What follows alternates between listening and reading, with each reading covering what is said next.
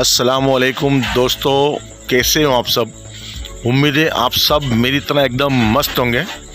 तो दोस्तों, आज हम हाजिर हैं अहमदाबाद की जूनी जुम्मा मस्जिद में और हमारे साथ हैं आसिफ शेख साहब हैं, आसिफ भाई, जो अहमदाबाद के बहुत मशहूर व मारूफ गाइड हैं। तो आज वो हमारी रहनुमाई करेंगे कि गुजरात में मुसलमान कब आए। तो दोस्तों, अभी हम हाजिर हैं जूनी जुम्मा मस्जिद और जैसा कि आप देख रहे हो बहुत खूबसूरती का नज़ारा है। तो मैं आपका ज़्यादा वक्त ना लेते हुए आसिफ भाई से बात कराता हूँ और वो आपको बताएंगे यहाँ का इतिहास। लेकिन मस्जिद की तारीख लाने से पहले मैं आपको एक पास की तरफ ले जाना चाहता हूँ। वो इतिहास ये है कि गुजरात में मुसलमान कैसे आए थे।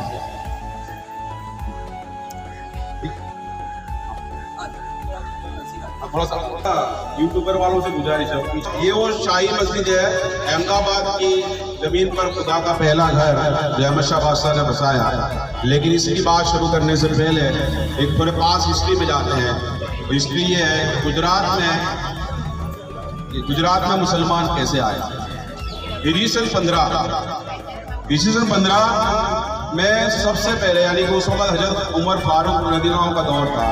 यानी कि आज सल्लल्लाहु को इस दुनिया से जाने के 5 ही साल गुजरे थे कि हजरत उमर फारूक रज़ियल्लाहु के दौर में काफिला जो है वहाँ से बहरीन से चला और ताना में आया। उस जमाने में थाना को ताना कहते थे। अरबी किताबों में जो अभी थाने जो मुंबई के बाद थाने हम बोलते हैं, वो थाने को जो है ताना बोलते थे। वहाँ पर हकम बिन अबिल आस रज़ियल्लाहु अन्हु है, वो सबसे पहले इस काफिले को लेकर वहाँ पर ताना।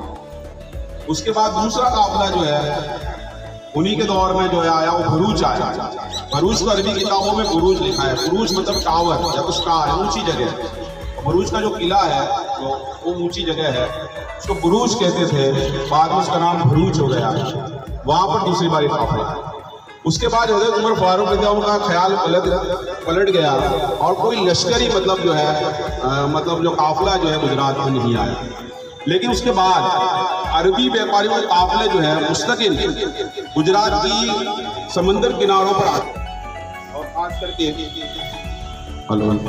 खास करके वेरावल, भोगा, अंबार, मांगरोल, भरूच, थाना इन गुजरात का आने और चैमूर, इसको चैम्बूर कहते हैं महाराष्ट्र में, बॉम्बे में है। यहाँ पर अरब व्यापारियों के काफिले मुस्तकिल आते हैं। यहाँ तक कि श्रीलंका तक जो है ये अरब व्यापारियों के काफिले आते रहे और गुजरात के समुद्र किनारे अरबों की बस्तियां बसी। किताबों में लिखा है कि करीबन कुल बस्तियां 10,000 की तादाद रखती है। इस तरह गुजरात के मुस्लिम समुद्र किनारों पे अरबों का आना शुरू हुआ। उसके बाद जमीनी के इसके जरिए जो है ईस्वी 713 में जो है चीन में मुसलमानों की पहली हुकूमत बनी और वहाँ से करीब में काफ़ी मुसलमान जो है गुजरात में आना बसना शुरू हुए। यहाँ तक कि गुजरात का सिकरा जैसी के ज़माने में बहुत सारे जो है यहाँ पर मुसलमानों की नॉर्थ गुजरात में जो है बसवाट शुरू हुआ। यहाँ तक कि जो शिया हजरात भी हैं उस जमाने में कुछ लोग जो है वहाँ आकर बसना शुरू हुए। 1179 में शहाबुद्दीन घोरी ने जो यहाँ पर गुजरात पर हमला किया, लेकिन राजा कर्णदेव के सामने वो हार गया। उसके बाद 1196 में कुतुबुद्दीन ऐबक, जिसने कुतुब मीनार बनाया, उसने शहाबुद्दीन घोरी की इजाज़त से जो है हमला किया। राजा कर्णदेव हार गया, लेकिन कुतुबुद्दीन ऐबक ने उसके साथ समझौता किया और दिल्ली जो है वो रिटर्न चला गया। उसके बाद जो है गुजरात में यहाँ वाघेला वंश का राजा कर्णदेव की हुकूमत जो है, गुजरात के राजा कर्णदेव की हुकूमत थी। उसके हुकूमत में एक बनाव बना, उसका सेक्रेटरी था माधव। उसको उसकी बीवी को जो है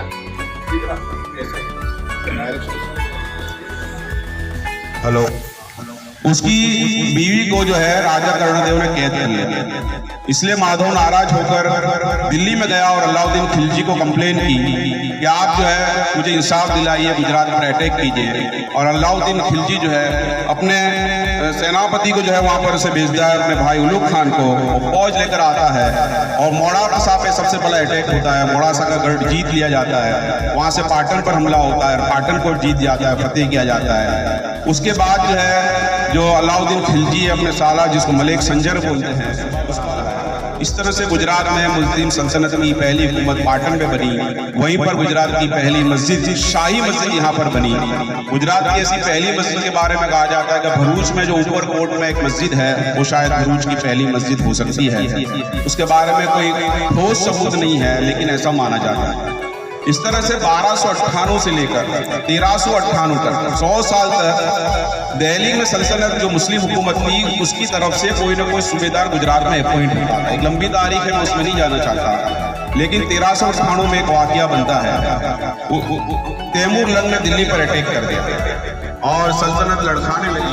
कानून में जो है दिल्ली से सूबा यहाँ के जिम्मेदार थे, जफर खान को अपॉइंट किया गया था।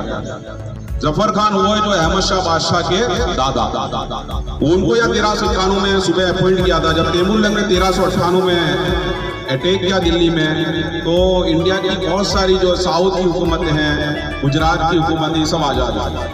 और इस तरह से जफर खान ने अपना जो है यहाँ पर 1407 में अपना तखल्लुस मुजफ्फर शाह ये लक़ब, मतलब अपना लक़ब गादी पर बैठे हैं। और इस तरह गुजरात में आज़ाद मुस्लिम सल्तनत बनी। यानी कि 100 साल के बाद ये जो आज़ाद सल्तनत थी, उसी के दौरान ये सब जितनी मस्जिदें बनी हैं गुजरात की मुस्लिम सल्तनत की आज़ाद पीरियड में बनी, तो 160 साल तक मुगल यानी अकबर आया वहाँ तक ही चलती थी। तो इस तरह से जफर खान की जो है ये हुकूमत बनी। लेकिन तातार खान उनके बेटे थे, उनके दिल में ख्वाहिश थी कि मुझे दिल्ली कब्जे करना है, और उन्होंने जफर खान को कैद कर लिया। तातार खान की बात में डेथ हुई, तफसील में नहीं जाना चाहता। फिर वापस जफर खान ने गद्दी संभाली। 1410 में उनका इंतकाल के पहले वो अपने पोते अहमद शाह को दिल्ली या गुजरात का जो सल्तनत सुल्तान बनाकर जो है उनकी डेथ हो गई। 1410 में अहमद शाह बादशाह ने सिर्फ 20 साल की उम्र में जो है गुजरात की गद्दी संभाली। लेकिन उनके जो चाचा और कजीन थे उनको ये बात पसंद नहीं आई, और उन्होंने अहमद शाह बादशाह की बहुत सारी इलाकों में बगावत कर दी। अहमद शाह बादशाह सबसे पहले पाटन से भरूच जाते हैं, और भरूच से बहरामपुरा, जमालपुरा जो बहरामपुरा जगह है, वहाँ आशावाल नाम का एक गांव हुआ करता था, आशा भील का, उसको जीतते हैं। फिर वहाँ से शिकार के लिए इस इलाके में आते हैं, तो देखते हैं कि एक ऊंची जगह है, अच्छी सी और हाइट पर है, और अच्छी खूबसूरत जगह उनको पसंद आती है। उनके जहन में ख्याल आता है कि मैं शहर यहाँ पर बसाऊँ, और इस तरह से अहमद शाह जो मतलब ये अहमदाबाद है उसकी बुनियाद का ख्याल उनके जहन में आया, और उन्होंने अपने बुजुर्ग शेख अहमद गंजबख्श रहमतुल्लाह अलैह, जिनका सरखेज में बाजार है, इनके पीर हुआ मशवरा लेते हैं। वो कहते हैं बहुत अच्छा ख्याल है, आप इसको जरूर आगे बढ़िए। उसमें एक पीछे लंबी सोच भी थी। बात ये थी कि जफर खान ने अपने पोते को डायरेक्ट हुकूमत दी थी, तो पाटन में जो है इंटरनल दावपेच पॉलिटिकल बहुत बढ़ गए थे। और दूसरी बात ये थी कि पाटन गुजरात के एक कोने में था, नॉर्थ में, और बीच में सेंटर में कोई ऐसा प्लेस चाहिए था जिसने पूरे गुजरात पर नजर डाली है। इस वजह से अहमदाबाद की तामीर का फैसला लिया गया। लेकिन शेख अहमद गंजबख्श रहमतुल्लाह ने एक मशवरा दिया, ये शहर बसाने में उन 4 लोगों का आप ढूंढ कर लाओ जिनकी असर की एक भी नमाज सुन्नत और फर्ज।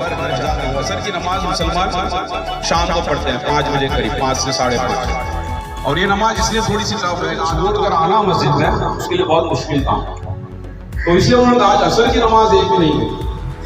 तो 2 आदमी की तलाश हुई, जिसमें काजी अहमद जुद रहमतुल्लाह अलैह, जिनका मजार पाटन में वो अहमदाबाद रहते थे, और दूसरे मलिक अहमद, जिनका मजार दरियापुर बलूचावाड़ में, जो मरकज के करीब में उनका मजार है वो, और बाकी के 2 में शेख अहमद गंजबख्श रहमतुल्लाह अलैह और चौथे अहमद शाह बादशाह। इस तरह 4 लोगों ने इलाहाबाद की आमले की डिटेल और इस तरह से ये 26 फरवरी 1411 को उसका माने वहाँ पर ये इसकी पीले रखकर उसके तामीर की बुनियाद रखी गई। और सबसे पहले उन्होंने 1411 इस मस्जिद का तामीरी काम शुरू करवाया, और 27 दिसंबर 1414 में इस मस्जिद का तामीरी काम हुआ। इस आप इसकी ये जो बिल्डिंग्स देखेंगे तो इसमें आपको बिजली पहुंची है, के जमाने से असर मिल रहा है। ये पहली मस्जिद है जिसको मतलब यहाँ पर बनाया गया, तो इसमें आप देखते हैं कि ये जो कारीगर हुआ करते थे हुआ, और क्या आर्किटेक्चर डिजाइन करने वाले उसके हुआ। तो ये जो कारीगर थे हिंदू लोग और ज़्यादातर जैन और हिंदू मंदिर बनाने के एक्सपर्ट, लेकिन उनको मुस्लिम आर्किटेक्चर ने कुछ गाइड किया, 2-3 गाइडलाइंस डिफरेंस आए। एक तो जो मंदिर हुआ करते थे उसका स्ट्रक्चर नीचा थोड़ा हुआ करता था, इसको हाइट किया गया, हाइट काफी है। कमान जो है मुस्लिम कल्चर की पहचान थी, कमान आपको और जगह नहीं देखेंगे, हर जगह मुस्लिम सिस्टम की जो कमान आपको नजर आएगी। तीसरी बात ये मीनारे बनाए, यहाँ मीनारे नहीं है, मैं मीनार के बाद में बताऊंगा। अक्सर मस्जिदों के मीनार, चंद मस्जिदों के मीनार है तो ज़्यादातर 1819 के भूकंप में वो सब टूट गए। लेकिन मीनारे क्यों होते हैं मस्जिद?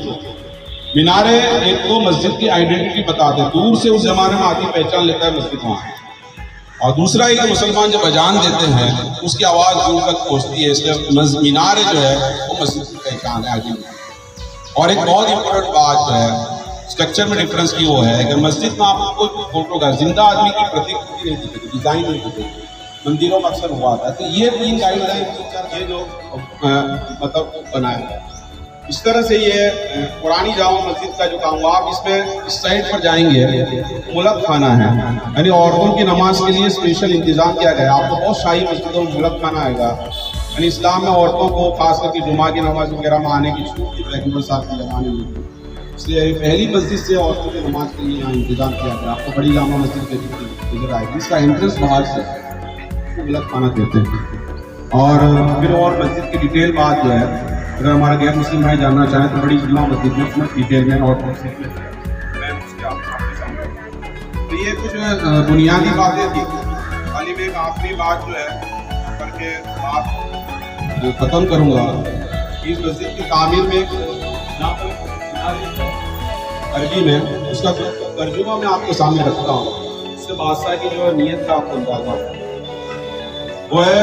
ये बड़ी इमारत शानदार मस्जिद अल्लाह की रहमत में पनाह लेने वाले एक छोटे से नौकर ने बनाई है, जो अल्लाह की इबादत मस्जिद में की जाती है, और कुरान शरीफ के हिसाब से मस्जिद सिर्फ अल्लाह की है, इसलिए इसमें किसी की इबादत उसके अलावा मत करना।